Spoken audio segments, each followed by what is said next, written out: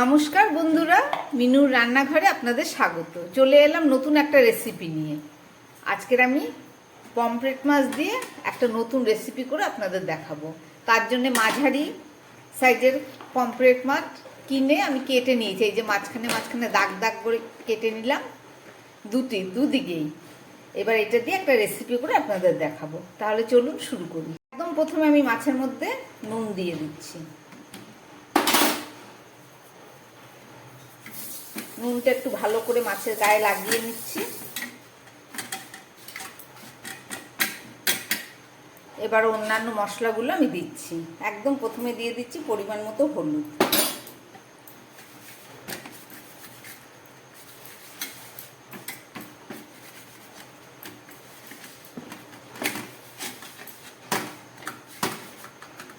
নুন হলুদ মাখা হয়ে গেল। এবার এখানে আদা বাটা, রসুন বাটা, আদা বাটা আর পেঁয়াজ বাটা, এটাকে একটা পেস্ট করে নিয়েছি, একটু শুকনো করে জল ঝরিয়ে সেগুলো দিয়ে দিচ্ছি। এখানে পেঁয়াজ দিলাম, দিয়ে দিচ্ছি রসুন আর দিয়ে দিচ্ছি আদা।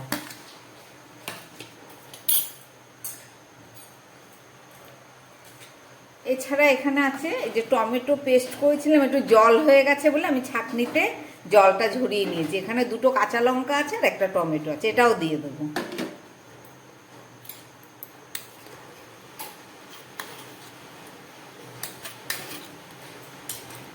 দিয়ে দিচ্ছি হাফ চামচ জিরের গুঁড়ো। এবার দিয়ে দিচ্ছি খুব সামান্য শুকনো লঙ্কার গুঁড়ো। কাঁচা লঙ্কা দেয়া আছে। আর দিয়ে দিচ্ছি কালারের জন্য একটু কাশ্মীরি লঙ্কার গুঁড়ো, একদম সামান্য। এবারে দিয়ে দিচ্ছি থেতো করা একটু গোলমরিচ,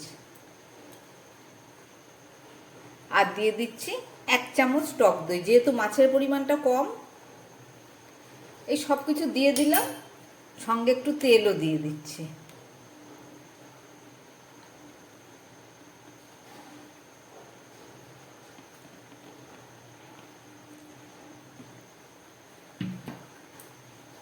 সব দিয়ে আমি খুব ভালো করে মাছগুলোকে একটু ম্যারিনেট করে রাখবো।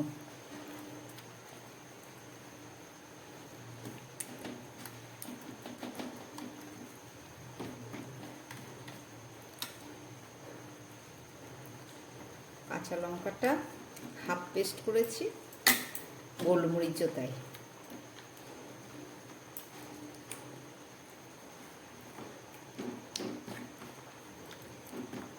মশলা মাখানো হয়ে গেল। এবার আমি এই মশলা সমেত মাছটাকে 10 মিনিটের জন্য একটু ঢেকে রেখে দেব। 10 মিনিট পরে ফেরত এসে রান্না করে আপনাদের দেখাবো। চলুন। পমফ্রেট মাছ রান্না করার জন্য আমি একটা ফ্রাই প্যান বসিয়ে দিয়েছি, এটা গরম হয়ে গেছে। এবার এর মধ্যে দিয়ে দিচ্ছি পরিমাণ মতো তেল।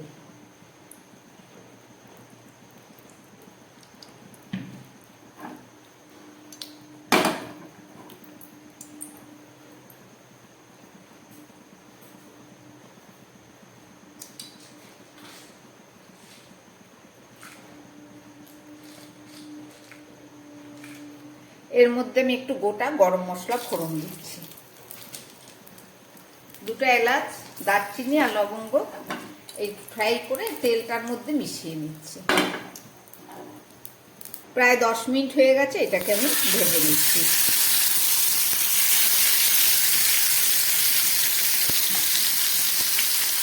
সমস্ত মশলাগুলো আমি দিয়ে দিচ্ছি।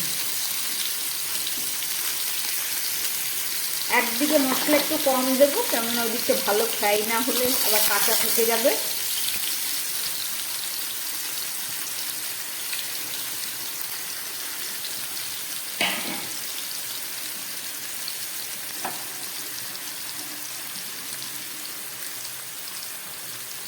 একদম গ্যাসটা কম করা আছে। এবারে এই মাছটাকে আমি একটা ঢাকা দিয়ে দেবো। ঢাকা দিয়ে দিলাম। এটা তন্দুরি পমফ্রেট হচ্ছে, বা ফ্রাই পমফ্রেটও বলা যায়। এখন 2-3 মিনিট ভাজা হোক, তারপরে ফেরত এসে দেখাচ্ছি।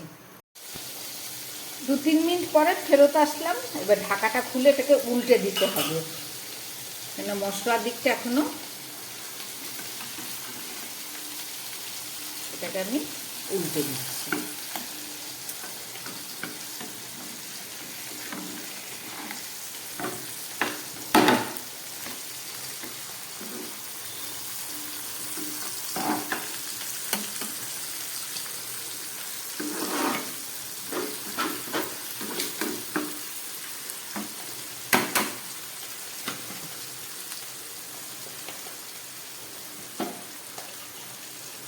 ওই দিকটা ভাজা হওয়ার জন্য আমি আবার একটা ঢাকা দিয়ে দিলাম। গ্যাসটা একদম কমেই আছে, আর একটু ভাজা হোক, তারপরে উল্টে পাল্টে দেখাচ্ছি। আবার গ্যাস কমিয়ে রান্না করছিলাম 3-4 মিনিট, ফেরত আসলাম। দেখুন মশলা ভাজা হয়ে গেছে, মাছও ভাজা হয়ে গেছে। এবার একটু উল্টে দিতে হবে।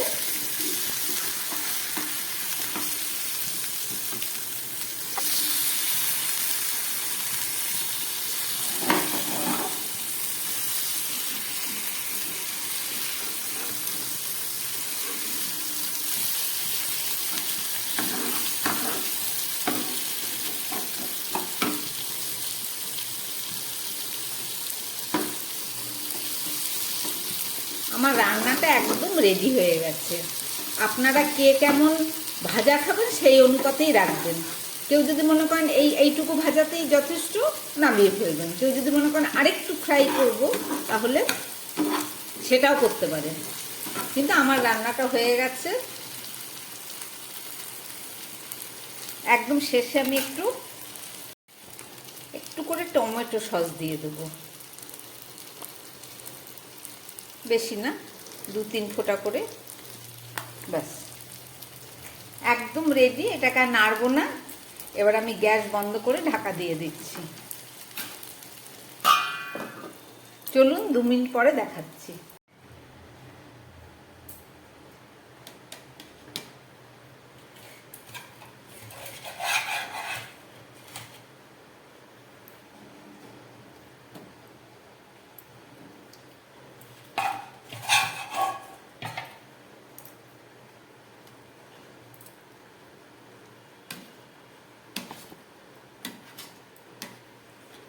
রান্না করলাম পমফ্রেট মাছ ফ্রাই বা তন্দুরি পমফ্রেট।